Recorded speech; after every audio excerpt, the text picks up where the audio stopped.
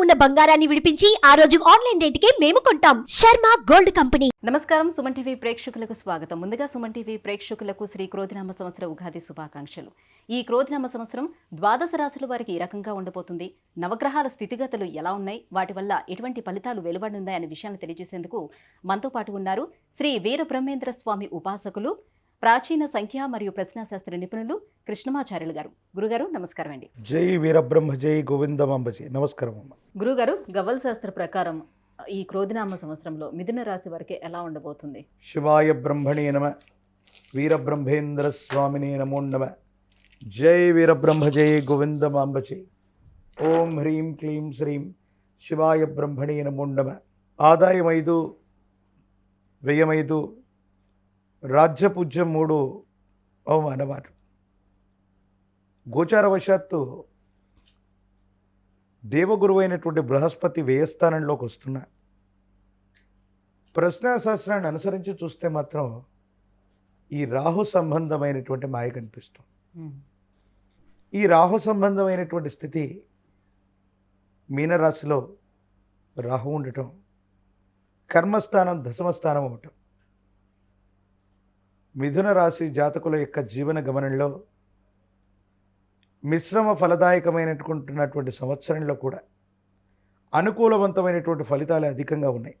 ప్రత్యేకించి ఆర్థికపరమైనటువంటి అంశాలు, వ్యక్తిగతమైనటువంటి జీవితం, కుటుంబపరమైనటువంటి స్థితిగతులు, ఇవన్నీ కూడా అత్యంత అనుకూలవంతంగా ఉండబోతున్నాయి. శుభమూలకమైనటువంటి ధన వ్యయం.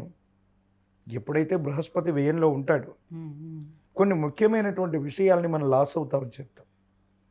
కానీ ఇక్కడ బృహస్పతి వ్యయంలో ఉన్నప్పుడు ఏం చేస్తాడంటే డొనేషన్స్ రూపంలో మనం దేవాలయాలకు అవ్వచ్చు, సేవా కార్యక్రమాలకు అవ్వచ్చు, శుభకార్య సంబంధమైనటువంటి విషయాలకు అవ్వచ్చు, మనం ఖర్చు పెట్టడమే అవుతుంది తప్ప వేరొకటి కాదు. కాబట్టి మిథున రాశి జాతకుల యొక్క మాటకు తిరుగుండదు. యోగదాయకమైనటువంటి ఫలితాలని పొందుతారు. ఆర్థికపరమైనటువంటి అంశాల్లో ధనం చేతికొస్తుంది, కానీ అన్యాయకరమైనటువంటి పరిస్థితుల్లో ఖర్చు అయిపోతుంది. ఇక ఒకే ఒక అంశం మిమ్మల్ని ఇబ్బంది పెట్టేది ఏంటంటే మీ ప్రమేయం లేకుండా, మీ జోక్యం లేకుండా జరిగినటువంటి సంఘటనలకి మీరు సంజాయిషి ఇచ్చుకోవాల్సినటువంటి పరిస్థితి. అది కుటుంబంలో అవ్వచ్చు, కార్యాలయంలో అవ్వచ్చు, వృత్తి ఉద్యోగంలో అవ్వచ్చు, సమాజంలో అవ్వచ్చు. మనకు సంబంధం లేనటువంటి అంశంలో మన యొక్క ప్రెజెన్స్ లేకుండా జరిగినటువంటి కొన్ని విషయాల్లో ఎవరో అతి జోక్యం వల్ల మనం కూడా వెళ్ళి ఇది మనకు సంబంధం లేనటువంటి అంశమని సంజాయిషి ఇచ్చుకోవాల్సినటువంటి పరిస్థితులు ఏర్పడతాయి. అంటే కొన్ని చిన్న చిన్న అపోహలు, అపార్థాలు, అపనిందలు వచ్చేటువంటి అవకాశం ఉంది. కాబట్టి ఈ విషయంలో కొంత మనం ఆలోచించవలసినటువంటి జీవిత లక్ష్యం నెరవేరుతుంది. స్థిర చరాస్తులకు సంబంధించినటువంటి విషయంలో మీ యొక్క ధనం అనేటువంటిది సద్వినియోగమవుతూ స్థిర చరాస్తుల్ని మీరు పెంచుకోగలుగుతారు. దీర్ఘకాలికంగా మీ లక్ష్యం ఏదైతే ఉందో ఆ లక్ష్యాన్ని నెరవేర్చుకోగలుగుతారు. అనుకూలవంతమైనటువంటి దశలు రాబోతున్నాయి. యోగదాయకమైనటువంటి స్థితిగతుల్లో ఉంటారు. భవిష్యత్ అంతా అనుకూలవంతంగా ఉంటుందనటంలో ఎటువంటి సందేహం కూడా లేదు. పిల్లల యొక్క వ్యక్తిగతమైనటువంటి జీవితం, వారికి సంబంధించినటువంటి భవిష్యత్తు, విద్యా సంబంధమైనటువంటి స్థితిగతుల పట్ల మాత్రం ఏకాగ్రతగా ఉండటం చెప్పదగినటువంటి సూచన. అన్నీ బాగానే ఉన్నప్పటికీ కూడా వైవాహిక జీవిత సంబంధమైన విషయంలో భార్య లేదా భర్త వీరికి సంబంధించినటువంటి ఆరోగ్యం మిమ్మల్ని కాస్త ఇబ్బంది పెట్టచ్చు.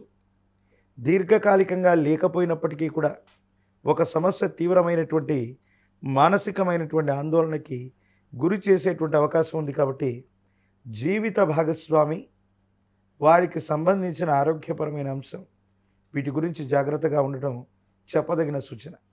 ఒకవేళ గనక మీరు వ్యాపారాలు ప్రారంభం చేస్తే ఈ సంవత్సరం భాగస్వామ్య వ్యాపారాలు కలిసిరావు. ప్రత్యేకించి మీరు ఏదైనా సరే కొత్త వృత్తి, కొత్త ఉద్యోగం, కొత్త కొలువు, కొత్త వ్యాపారం ఇవి చేయాలనుకుంటే మాత్రం మే 1వ తారీఖు లోపే నిర్ణయాలు తీసుకోవడం మంచిది. కొన్ని విషయాల్లో మనం నిర్ణయం తీసుకున్నటువంటి తర్వాత దీర్ఘకాలికంగా ఉద్యోగం రాకపోవటం, మనం అక్కడే స్తంభించటం, ఏం చేయాలో అర్థం కానటువంటి పరిస్థితులు ఉంటాం.